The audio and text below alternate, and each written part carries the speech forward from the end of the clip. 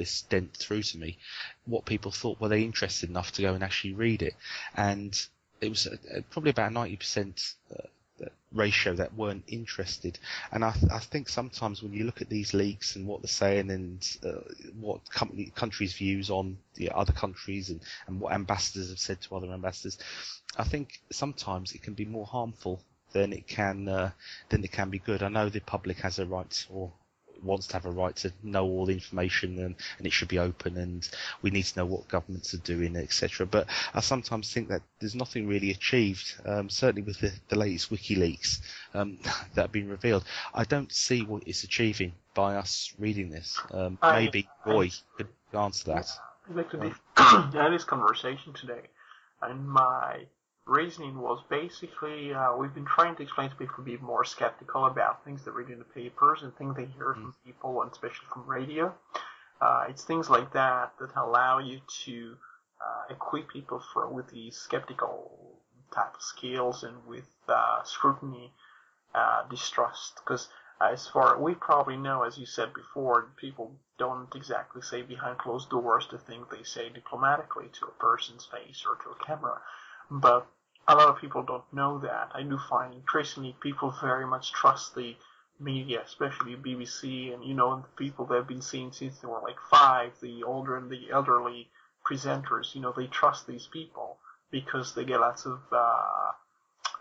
corroboration, and people endorse the same story. That's just what happens in the media. Sometimes you have lots of people agreeing on the same consensus point.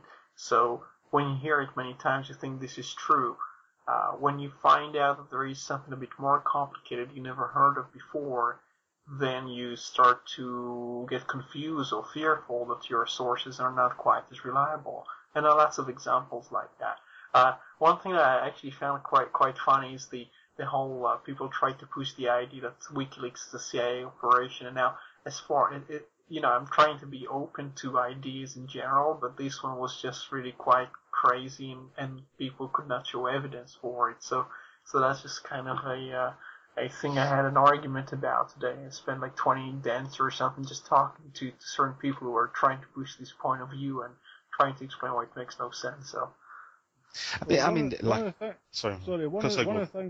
of the things that I found quite interesting on the WikiLeaks thing was, how newspapers or news websites have their own little fact files that they produce inside each story about the background of an organisation or an individual.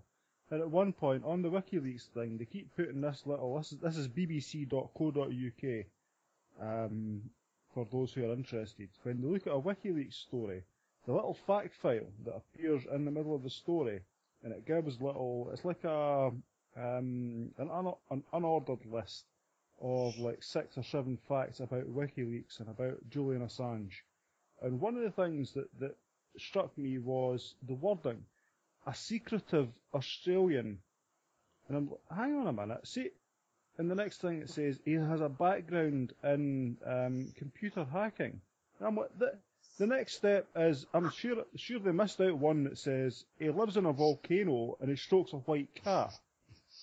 I mean, is that true? Does he have a background in hacking, or is that just something the BBC have picked up from their sources in the CIA? There's lots more to be said about the guy. There's lots more to be said about the BBC coverage of the whole thing. I think the main papers that actually supported was the El País, or what's the Spanish one called? Anyway, there is one of the main French newspapers covered it. It was Spiegel. The Guardian was the British one actually covering the thing, and the New York Times, mostly in the United States. And actually, China was told not to cover it. And in China, you can really control the press a lot better. So people were briefed not to give it any attention. But it was mostly coming from the very few publications. And the BBC only had, as far as I could tell, immediately 2 articles. The first one was talking something about hacking in Wikipedia.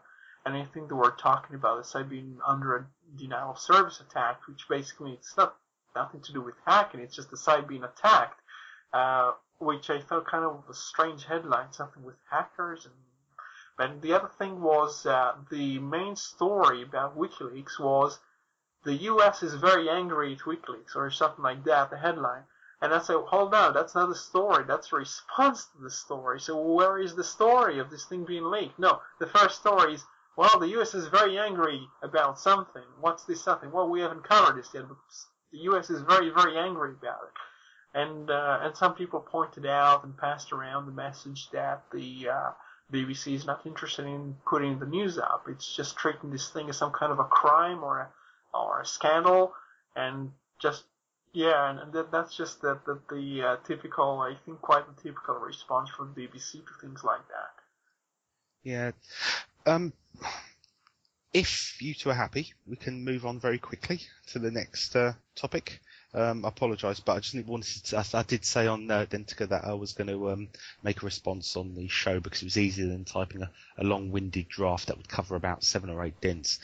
If you two are happy, we'll move on to the next very quick one. There's just a very simple piece of news here. And it's Diaspora, which is the open source, I don't want to say Facebook clone because it's not, it's a project in its own right. It's an open source social network project, which is currently going through beta testing at the moment, or early beta invites to a select few. I'm still waiting for my invite. I have registered. This article is on Ars Technica. It produces the links as well for you to apply for a beta invite yourself if you're interested in looking at the project. And I'm quite excited and look forward to it. I just briefly wanted to mention this because obviously myself and Roy, and I believe Gordon as well, hope I'm not wrong here, we're all members of both Twitter and Identica. And I mean, my observation of Identica was always that since Twitter was saturated by the mainstream and consumers and companies and bots and all sorts, it's the purpose of it has become quite diluted now. And I think anybody reading sort of Twitter and the tweets, you sort of read interesting posts in the midst of all this advertising and all sorts of things, whereas Identica tends to be directly to the point, and I've certainly had a lot of decent conversations over that. So I'm hoping that this Diaspora project is going to be very much similar, because I'm not a member of Facebook and I never will be now. I had an account about a year or so ago, but I very quickly closed it. So just really, Roy, just if you've had any thoughts on this project, are you going to be looking to sign up when it opens its doors properly? I think it was Linus Torvalds who said something along the lines of CVS implemented properly is still wrong because it's still trying to duplicate CVS.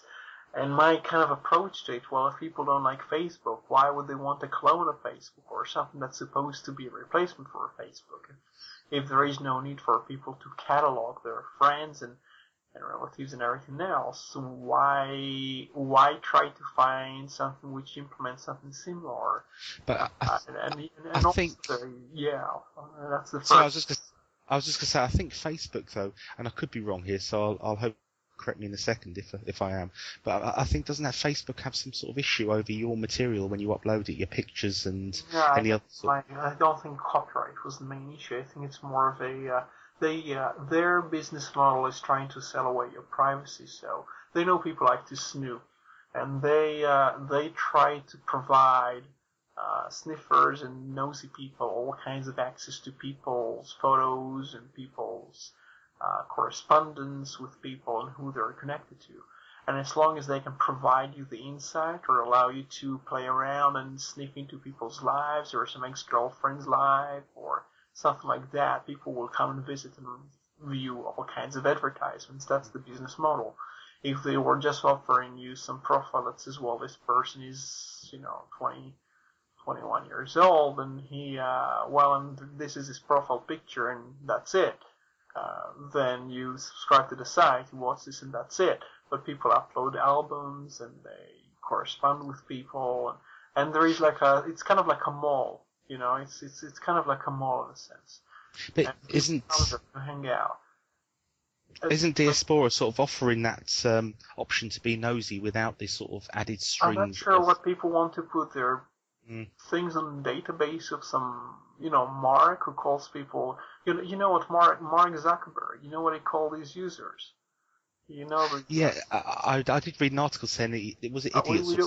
No. It's Oh. things that we cannot even say on the on the show. Yeah, We've always the been very ethos. clean. He said some really rude things about Yeah. users, and basically they just harvest people's data and try to make money out of that. So I